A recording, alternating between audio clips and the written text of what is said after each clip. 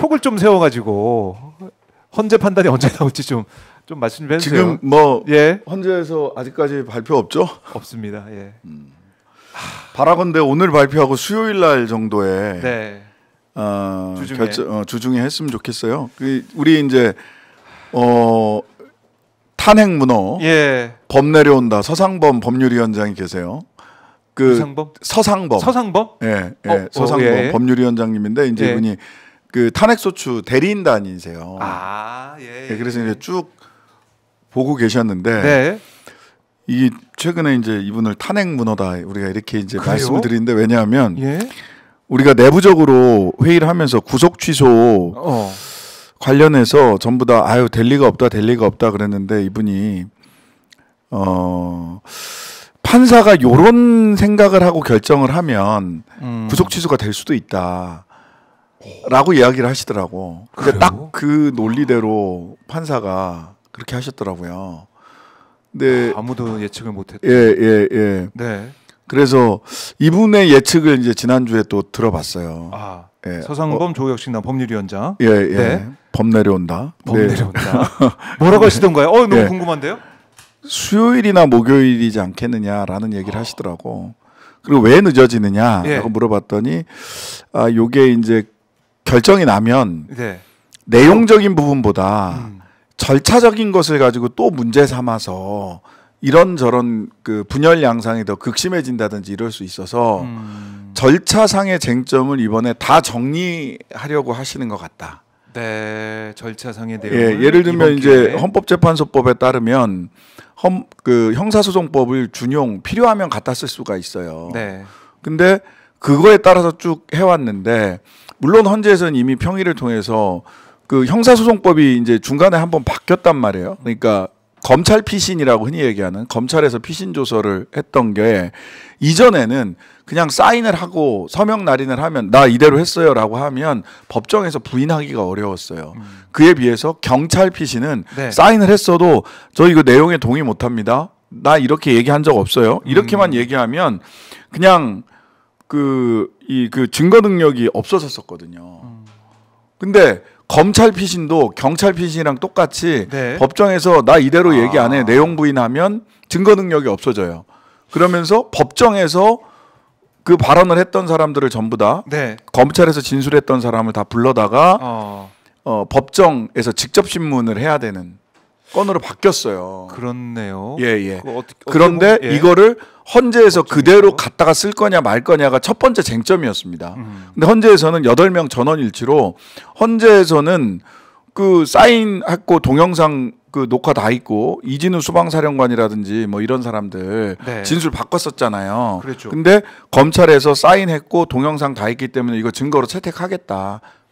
라고 이야기를 했단 말이죠. 근데 이러한 절차상의 쟁점을 이번에 일괄적으로 정리를 해서 절차를 문제 삼아서 헌재 결정에 불복하려고 하는 시도를 원천 차단하려고 하는 것으로 보인다. 예. 꼼꼼하게 예. 하겠다는 거네요. 왜냐하면 지금 예. 윤석열 쪽에서 계속해서 절차를 가지고 뭐라고 하거든요. 각하 얘기도 하고 있지 않습니까? 예, 각하. 이게 말도 안 되는 얘기인데. 예.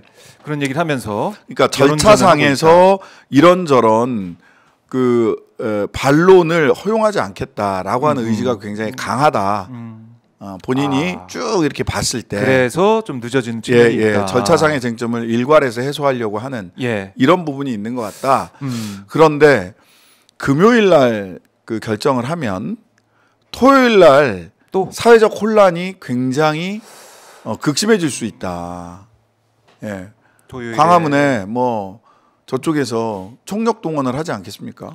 뭐 우리도 그러겠지만. 뭐 무시무시한 얘기도 많이 나오니까 사실. 그러니까요. 헌재 뭐 가루로 예, 만들겠다부터 시작을 해서 뭐 국민 저항권이다 그 말도 안 되는 헌재를 향해서 국민 저항권을 행사한다는 게 말이 됩니까? 그러니까요. 국민 헌재를 저항권은 향해서. 독재 권력 그 대통령이나 이런 권력을 향해서 하는 거지. 헌재는 사법기관인데 뭐 어쩌자는 거예요. 예. 뭐 집행할 힘도 없어 예. 심지어 수사할 권한도 독재하는 없고. 것도 아니고. 예. 그래서 예. 조금 이렇게 한 템포 죽이려면 수요일이나 목요일이지 않겠느냐. 아, 그걸 생각을 해서 네네네. 금요일에 하면은 바로 연달아서 하니까 그 금요일에 선거 이제 기운이 남아 있는 주말까지 네, 네, 이어지게 되면 네. 큰일 난다. 네네. 그렇게 말씀 들어보면 수요일도 괜찮아 보이고. 네, 수요일이나 목요일 정도. 수요일이나 목요일. 목요일설은 네. 기존에 최근에 예. 계속해서 탄핵 심판 그리고 헌재 선고를 목요일 날 해왔다. 아, 그래서 예, 그 전에 박근혜, 노무현 두 분에 대한 탄핵 심판 선고는 결정문 선고는 금요일 날 했어요. 그건 맞아요. 근데 최근에 뭐 지난주에 있었던 이창수 등 최재해 감사원장 등에 대한 탄핵 심판 선고도 목요일 날 했고 이전에 탄핵 심판 선고를 전부 다 이진숙 때도 그렇고 다 목요일 날 했어요. 그러니까 최근에는 목요일 날 다 해왔거든요. 예. 그래서 목요일 날 가능성을 네네. 좀 높게 보고 그다음에 그렇네요. 수요일도 가능하다. 목요일. 라는 수요일. 게 탄핵 문어 서상범 변호사의 예, 추측이었습니다. 이건 뭐 근데 추측이에요, 추측. 추측이에요. 추측이 다 지금 추측입니다. 현재 나온 얘기 없기 때문에 추측인데 좀 목요일 가능성도 있어 보이네요. 지금 권한대행이 최상목이기 때문에 목요일에 하니까 그런 생각도 좀 해보는데. 국민에게 최상의 선택은 목요일이다? 아닙니다. 수요일입니다. 최상수로 바꿔라. 최상수로 이름을 개명하고 최상월도 괜찮. 오늘도 괜찮은데. 오늘도 괜찮은데 이 사법부 판사님들은 때문에. 굉장히 그 사실은 예. 이런 절차나 관례, 관행 이런 걸 굉장히 중시해요. 그런 측면에서 굉장히 네. 보수적이거든요. 마음 그렇죠. 같아서는 오늘 오전에 해서 탄핵 그 헌재로 사람들 못 모이게 하고 그러니까 딱 오전에 네. 오후에 합니다 하고 그냥 팍 해버렸으면 좋겠는데 그랬는데 하지만 그렇지만 모든 국민들이 바라는 바죠. 그렇지만 네. 이제 그분들이 가지고 있는 절차나 관행에 대한 보수성을 고려를 한다면 오늘 내일 사이에 제발 예고를 하고 수요일이나 목요일 날 네. 선고를 하면 좋겠다. 그래야 예. 정말 피곤합니다. 아니 이번 주를 넘어서서 또 주말을 맞이하고 또 우리 국민들이 고생하고 이런 상황이 된다 그러면 일주일을 더 이제 버티라 그러면 이거 너무나 힘들 것 같아요. 너무 힘들죠. 예. 그리고 실은 뭐 그러다 보니까 우리 그 특히 이제 지금 단식 농성 오늘 7일차, 8일차 이렇게 되시거든요. 광장에서 단식 농성 한다는 게 어떤 건지 저 해봐서 아는데요. 일단 7일차 이렇게 되면 사람이 이제 말하거나 앉아 있거나 이런 게 다 힘들어집니다. 그렇죠. 그래서 네. 좀 부탁하건대 광장에 나가신 시민들께 부탁하건대 거기 뭐 그 탄핵연대 국회의원님들 네. 그 박수현 단장을 비롯해서 단식하고 계시고 또 그 옆에 민주당 천막 농성장에서는 그 김경수 전 지사 단식하고 계시고 네. 그다음에 제일 끝에 비상행동에 그 대표자분들 거기는 이제 뭐 젊은 분들도 한 50대 이렇게 되고 그다음에 나머지 70대 80대 어르신들 계시거든요. 네. 많은 분들이 응원을 하러 가시겠지만 네. 그냥 눈으로만 한번 쳐다보고 마음을 전해 주시는 게 좋아요. 가서 한 말씀 건네면 응대해야 되거든요. 근데 그 분들 찾아와서 한 말씀 건네면 응대하는 것 자체가 사실은 굉장히 힘든 일입니다. 그러니까 눈으로 몸짓으로 응원해 주시고 빨리 자리를 피해 주시고 잠시라도 쉴 수 있게 해 주시는 게 굉장히 그분들에게 필요하고요. 그다음에 밤에 빛이 불이 안 꺼지는 도시잖아요. 그렇죠. 빛과 자동차 소음 때문에 잠자는 것도 굉장히 힘들어요. 굉장히 예민해지거든요. 그리고 뭐 식사하고 사람이 찾아오잖아요. 옷에 묻은 음식 냄새가 굉장히 강하게 이렇게 사람을 자극합니다.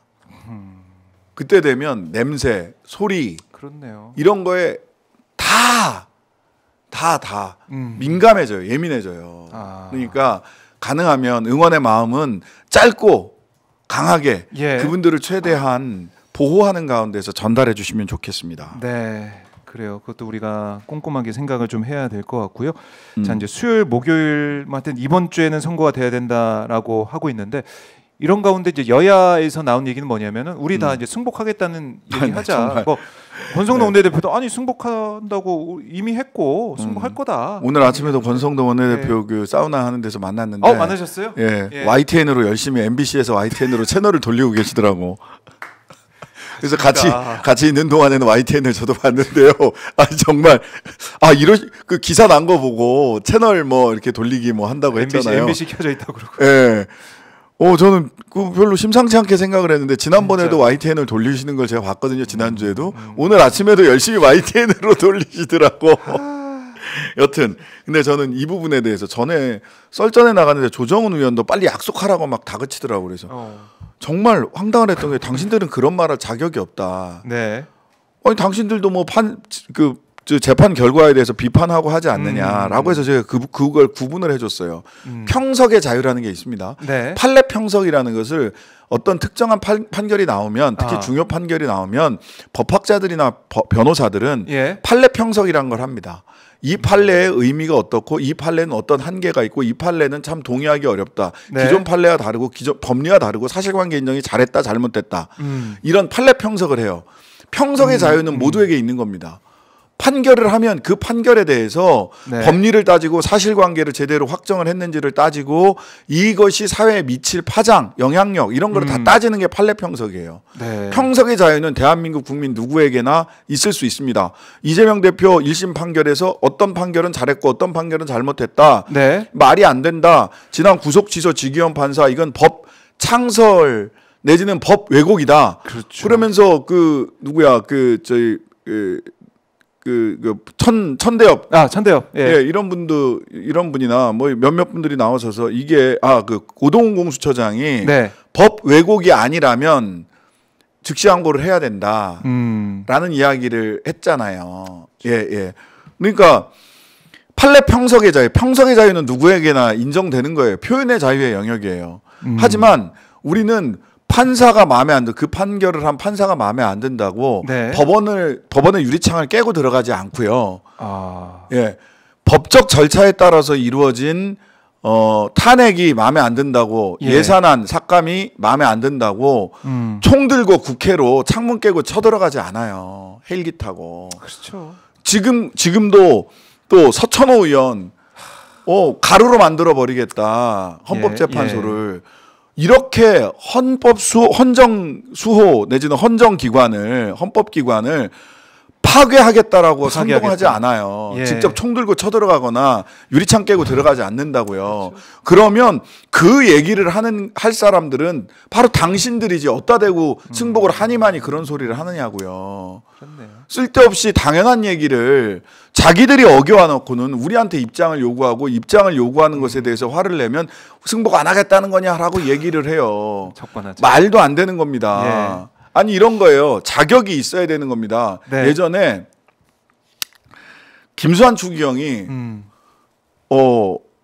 우리는 조금 더 정직해져야 됩니다.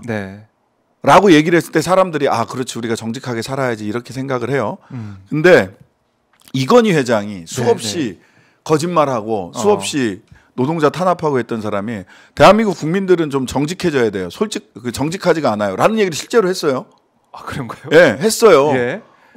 그 얘기를 듣고 사람들이 다 콧방귀를 꼈잖아. 야, 네가 그 말할 자격 있어? 그렇네. 그런 게 똑같은 겁니다. 그게 이제 아리스토텔레스가 이야기했던 말하는 것에 세 가지가 있어야 된다고 얘기를 해요. 로고스, 로직이 있어야 되고요. 파토스, 패션, 마음을 진정성이 있어야 되는 거고요. 에토스, 말할 자격이 있어야 되는 거예요. 윤리적 태도라고 얘기를 해요. 윤리적 자격이 있느냐라는 겁니다.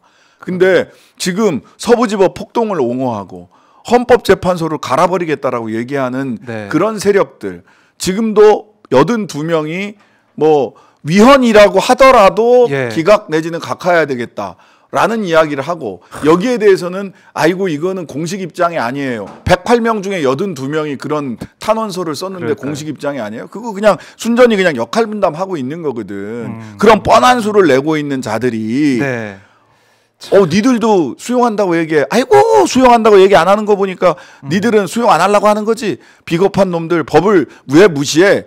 말할 자격이 있는 사람이 얘기를 하라고. 의원님 말씀 들으니까 이게 지금 여당에서의 이런 목소리, 이런 주장이 얼마나 참 국민을 속이는 것이냐. 평석의 자유와 예. 실제로 때려부시겠다고 하는 사람을 같은 저우리에 올려놓고 얘기하는 거예요. 말이 안 되는 겁니다. 그렇네요. 그러니까 우리 이제 언론의 보도를 보더라도 이제 윤석열 지지하는 사람들, 이른바 각하를 외치고 헌법재판관들 뭐 이제 밟아 막 이런 얘기 하면서 하는 사람들과 지금 이 민주주의를 수호하겠다는 우리 키세스 우주연합군과 같이 같은 잣대, 같은 경중으로 다루고 있단 말이에요. 이것도 참 이해가 안 되는 상황이고. 그러니까 같은 경중으로 다룰 수 없는 것들을 계속해서 같은 경중으로 다루는 거예요. 이재명 대표나 조국 대표 재판에 대해서 그것과 윤석열의 헌재 재판이나 내란죄를 어떻게 같은 선상에 놓고 얘기를 합니까? 거기에 대해서 그 허위사실 공표, 그 당선 목적 허위사실 공표죄가 그 위헌 법률 제청 신청을 한 것과 절차상의 하자를 가지고 계속해서 얘기하는 것이 어떻게 같습니까? 절차상의 하자 그쪽에서 많이 얘기하잖아요. 계속 그 얘기 어디서 배워온 건지 아세요? 어디서 배웠습니까? 예루살렘의 아이히만이라고 하는 책이 있습니다. 예. 아이히만은 누구냐? 아우슈비츠에서 그 유대인 학살, 유대인뿐만 아니죠. 성소수자 또 다른 비게르만족들을 다 학살한 아이히만이라는 사람이 있어요. 이 사람이 아르헨티나인가 저 남미로 도망가 있었거든요. 네. 근데 가서 남미에 가서 잡아왔어. 잡아오니까 아이히만이 두 가지 얘기를 합니다. 하나는 절차를 다퉜어요. 야, 난 독일 사람인데 니들 아르헨티나인가 제가 정확하게 위치를 모르겠는데 아르헨티나인 것 같은데 아르헨티나 가서 나 잡아왔어. 너 이거 국제사법 위반이야. 왜 남의 나라 땅 가서 주권 침해해? 이걸 가지고 다퉜어요. 아하. 그리고 나는 뭐 공소시효 뭐부터 시작을 해가지고 절차를 가지고 절반 이상 한 70~80% 이상 절차를 가지고 다툽니다. 내용적으로 그러니까 보통 메시지를 공격하기 어려울 때 메신저를 공격하잖아요. 저 사람은 뭐 무슨 뭐를 했어 뭐 안 되니까 뭐 누구는 뭐 했어 누구는 뭐 했어 이렇게 얘기하는 거. 네. 그거랑 똑같이 내용적으로 죄를 부인하기 어려울 때 절차를 다퉈요. 물론 절차 보장돼야 되지만 수법이 그렇다는 거예요. 그걸 똑같이 이제 가져와서 갖고 온 거예요. 써먹는다. 예루살렘의 아이히만 나치 전범과 같은 수법을 쓰고 있다는 겁니다. 여기 절대 우리가 뭐 속아 넘어가거나 아니면 여기에 휘둘리거나 이러면 안 되고 특히 이제 헌재 재판관들도 지금 여러 가지 노이즈, 여러 가지 참 글쎄요. 이제 기사나 이거 영상을 보면 참 무섭기도 하고 그럴 것 같은데 지금쯤에는 결론 좀 내놓고 절차적인 이런 사안들 어떻게 하면은 또 책 잡히지 않는 상황 어떻게 만들 것이냐 이걸 꼼꼼하게 보고 있지 않을까 싶어요. 수용성을 높이기 위한 거죠. 수용성. 이미 결론은 내리지 않았을까. 저도 그런 생각이 됐습니다. 그런 생각을 합니다. 그래서 거의 막바지였다.